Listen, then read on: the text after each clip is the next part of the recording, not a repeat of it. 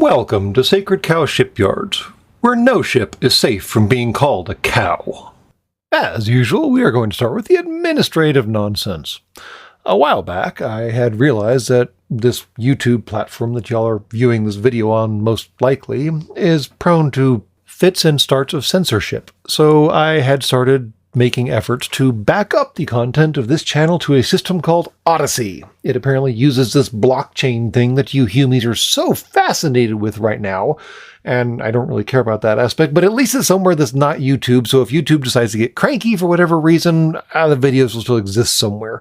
Your comments will be lost, sorry, whatever. So anyways, I set all this up back when the channel was still quite small and thus ineligible for Odyssey's automatic backup from YouTube. And, well, the channel's grown, and I tried to set up the automatic backup system functionality doohickey thing, and managed to break basically everything. So, good news. Automatic backup now works. This video should automatically populate itself over to Odyssey. Bad news. You need to resubscribe or re-favorite or re-follow or do whatever it is they do over there in Odyssey with the Sacred Cow Shipyards channel that is over there. So, sorry, you'll have to click the button again. I mean, how hard is that really? On a semi-related note, all of you people who subscribe to the various Patreon, Patron, Subscribe Star, Anchor type things that I have out there where you pay money for special content, there is in fact new special content now. There should be 3 pieces of special content on each of the 3 systems that you can pay me money on.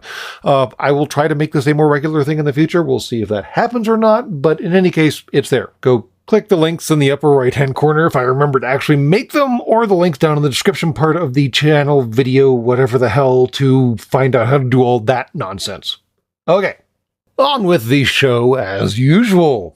To start off with, I would like to point out that your movie producers and or editors and or directors and or whoever is responsible for this colossal fuck-up are fucking morons. Now, yes, technically this fuck-up isn't that big, but it's still a pretty big fuck-up, and it's just fucking stupid that they did it to begin with. And sorry, what I'm talking about is, yes, the submarine that is on your screens right now. No, that is not the fucking USS Georgia, you goddamn imbeciles. USS Georgia is an SSBN. It's a ballistic missile submarine. You can pick them out pretty easily because they have big fucking hatches on their backs for the missiles to come out of. Who'da thunk? Notice the complete and total lack of big fucking hatches. And in fact, SSBNs are just long because they carry lots and lots of missiles.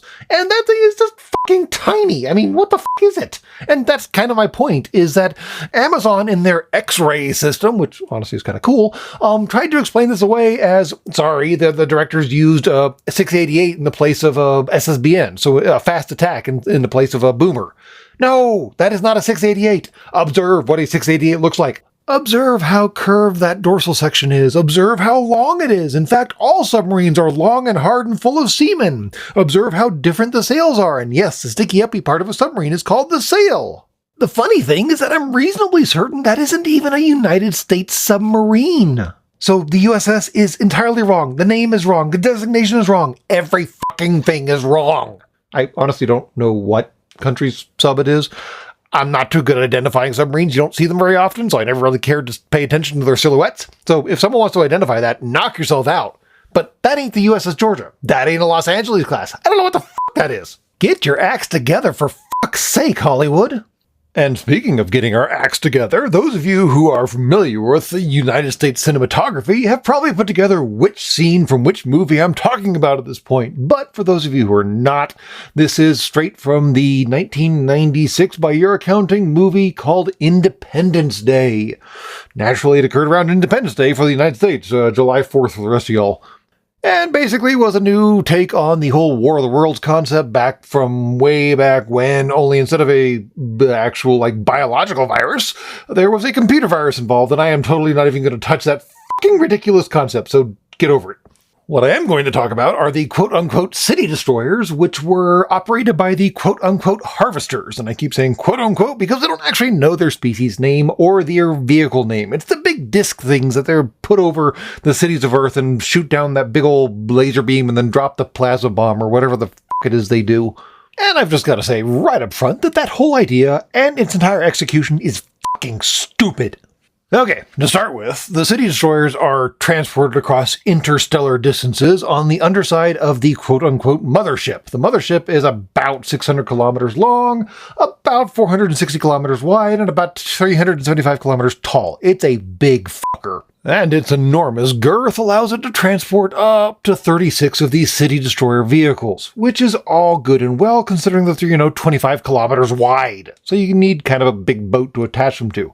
Except, okay, they're attached to the underside of the mothership. All fine and well. Humans have this thing about attaching parasitic vehicles to the underside of their vehicles, so that kind of tracks, and this is in space, so what the fuck ever. Only the city destroyers actually have kind of a defined orientation. Their up is the domed side, the side that has the tower coming out of it, the side that has the kind of impression that the tower is coming up out of. They have an up and a down. And the mothership itself also has an up and a down. Its up is also the domed side, and its down is the flat side that has the two prongs or keels or whatever the hell those things are sticking out the bottom of it. And the city destroyers bolt onto the underside upside down. You can see this when they launch. They come off the bottom and then they flip themselves over and orient themselves appropriately with the planet they're attacking and move on with their little murderous lives. Why would you do that? What benefit is that? Yes, I understand that we're in space and orientation is not really significantly important, except the mothership very clearly has artificial gravity on it. So you have to have a transition zone where you're walking quote unquote right side up on the mothership and then flip yourself over and you're walking right side up for the city destroyers. Why waste the time? Why not just bolt them on right side up and drop them normally? Apparently the harvesters are more like humans in more ways than one because they're fucking idiots. And of course the idiocy doesn't stop there. Why would it? That'd be too easy. No. So back when the movie was coming out, there were lots of people talking about how big the city destroyers were and the amount of force necessary the city destroyers would have to be pushing downwards with just to keep themselves, aloft over the cities they were destroying. And that force being pushed downward would be more than enough to destroy the cities just as the city destroyers sat there. Well, no. The Harvester's propulsion systems are very clearly gravitic in nature. That is why, when they pass by the moon, the footprints of you Hume astronauts who went there and visited there got kind of vibrated away, because the gravitic waves coming off the mothership shook the moon, literally. Or your movie producers are fucking idiots and just vibrated the moon for the shits and giggles of it, which is also an option. I'm going to go with the gravitic drive system just because that explains why the cities were not crushed under the downward force necessary to keep the city destroyers aloft. However, despite the fact that the city destroyers would not crush the cities beneath them, they could. Because the one thing that can be said about the harvesters is that their technology is pretty fucking advanced. I mean, their city destroyer shields can withstand a direct nuclear strike, so yeah, that's pretty solid, right? Well, shields that good, why not just, hover over the city and turn off the engines? You see, these city destroyers are 25 kilometers wide and 4 kilometers tall at their tallest point and 1 kilometer tall out at the edges. So let's just go ahead and say that they're a 25 kilometer diameter, 2 kilometer tall disc, just to make the math simple. And let's say that their internal structure is 10% solid. And let's say that those solid bits are basically titanium. Again, just to keep the math simple. I mean, they could use titanium, they could use some unobtainium, xeno, whatever the fuck material, and they probably have all kinds of, hardware and power plants and all kinds of other stuff going on there. But again, making the math simple. So, 25 kilometer diameter, 2 kilometer height, 10% density, titanium. Guess what that comes out to if these handy-dandy calculators I found on your intertubes are accurate? Somewhere in the neighborhood of 450 trillion kilograms, or, in other words, 450 billion metric tons.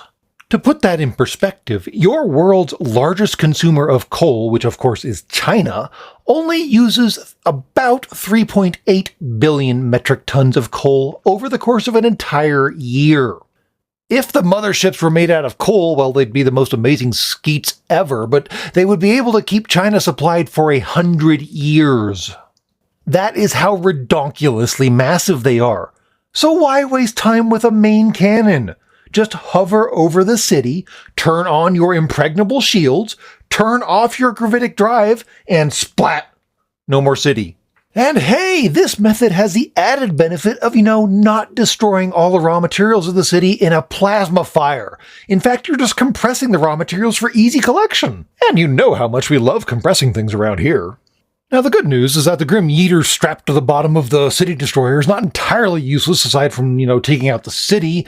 The City Destroyers can actually land on struts of some sort and bore into the planet's crust to extract minerals and resources and whatever else the harvesters are after. So at least it's not a unitasker. Alton Brown would be proud. But the bad news is that the city-destroying weapon for the City Destroyers is in fact the only weapon on the City Destroyers. Yes, they are uni-weaponed. That is somehow a bigger failure than just having a unitasker weapon.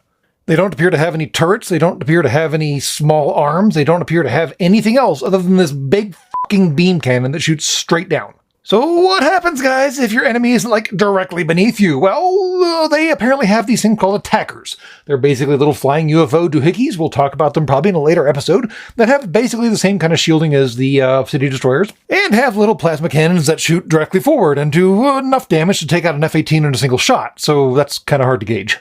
Okay, cool. So the City Destroyers have these swarms of little fighter thingies that can protect the City Destroyer from any attack from any direction, right? Not so much! Apparently the hangar is directly underneath the control tower of the City Destroyer, and that's where they all launch from. So you've got this massive flying saucer of about 78 kilometers of circumference, and you only launch your defensive vehicles from this 1 kilometer section on the very front of it. Makes perfect sense. And see, that's basically my problem with this entire concept of City Destroyers. They exclusively exist to attack planets of about your Hume level of technology, where you can't penetrate their shields, but they just need to get you guys out of the way so they can strip your planet of resources.